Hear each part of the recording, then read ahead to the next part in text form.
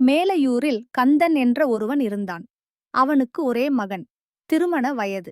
மகனுக்குப் பெண் பார்க்க முடிவு செய்தான்.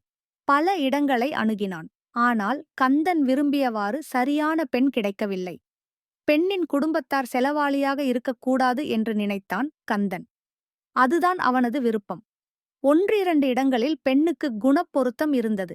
ஆனால் பணத்தை கணக்கில்லாமல் செலவு செய்யும் குடும்பம் அது என்று கேள்விப்பட்டு அந்த இடத்து சம்பந்தம் வேண்டாம் என்று சொல்லிவிட்டான்.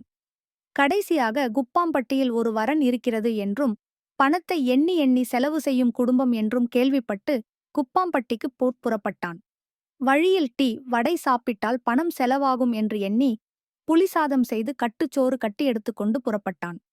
மேலையூர் கந்தனைப் போலவே வடுவூர் வரதன் என்பவன் தன் மகளுக்கு பெண் தேடி அலைந்து கொண்டிருந்தான். செலவாளித்தனம் இல்லாத குடும்பமாக இருந்தால் போதும் என்பதே அவனது விருப்பம். கந்தனைப் போலவே கஞ்சத்தனம் கொண்டவன். அவனும் தன் மகளுக்கு பொருத்தமான மாப்பிள்ளை கிடைக்காமல் வருந்திக் கொண்டிருந்தான். கடைசியாக மேலையூரில் அவன் எதிர்பார்க்கிற மாதிரி ஒரு குடும்பத்தில் மாப்பிள்ளை இருப்பதாக கேள்விப்பட்டு மேலையூரை நோக்கி புறப்பட்டான். மதிய சாப்பாடு ஓட்டலில் சாப்பிட்டால் செலவாகும் என்று கருதி கொஞ்சம் கோதுமை மாவை எடுத்து துணியில் கட்டி எடுத்துக்கொண்டு சென்றான். மேலையூர் கந்தனும் வடுவூர் வரதனும் எதிர் எதிர் திசையில் நடந்து வந்தனர். உச்சி வெயில் நேரத்தில் இருவரும் நடுவில் இருந்த ஒரு கிராமத்தில் சந்தித்துக் கொண்டனர். களைப்பாக இருந்ததால் அங்குள்ள ஆலமரத்தடியில் தங்கினர். இருவரும் பேசிக் கொண்டிருந்த போது இருவருமே வரன் தேடிப் புறப்பட்டது தெரிய வந்தது. செலவாளியாக இல்லாத குடும்பமாக இருக்க வேண்டும் என்ற இருவரது நோக்கமும் அவரவர்களுக்கு பிடித்துப் போயிற்று. இருவருமே ஒரே சாதியைச் சேர்ந்தவர்கள் என்பதும் இன்னும் வசதியாகப் போயிற்று. 2 பேருக்கும் ரொம்ப சந்தோஷமாகப் போய்விட்டது. சரி, நமக்குள் சம்பந்தம் பண்ணிக்கொள்வோம் என்று கூறிவிட்டு இருவரும் எழுந்தனர். அருகில் ஓடிக்கொண்டிருந்த நீரோடைப் பக்கம் போனார்கள்.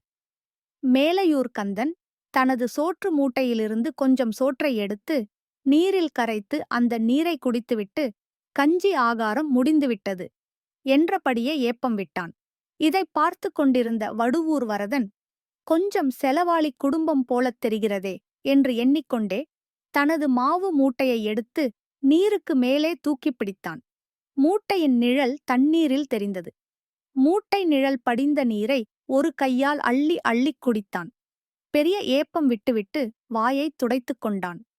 பின்னர் இருவரும் மீண்டும் ஆலமரத்தடிக்கு வந்து அமர்ந்தனர். அப்போ நான் புறப்படுறேன் என்று எழுந்தான் வரதன். நம்ம கல்யாணப் பேச்சு என்று இழுத்தான் கந்தன். உங்க குடும்பம் எனக்கு சரிப்பட்டு வராதுங்க. செலவாளித்தனம் உங்களிடம் அதிகம்.